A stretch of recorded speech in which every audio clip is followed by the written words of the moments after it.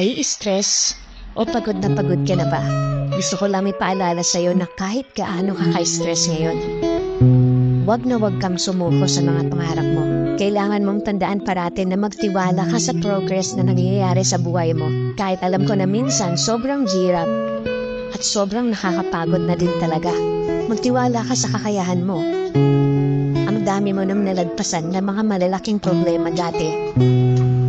Ngayon ka pa ba susuko? Patuloy ka lang na lumaban.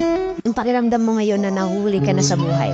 Siguro dahil nakikita mo yung mga kakilala mo o yung mga kaibigan mo, pakunti-kunti may na-achieve na sila.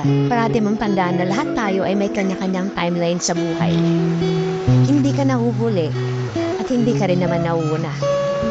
Kung nasaan ka man ngayon sa buhay mo, yan ang lesson at experience na kailangan mong pagdaanan ngayon. Lahat tayo ay may sariling kwento sa buhay na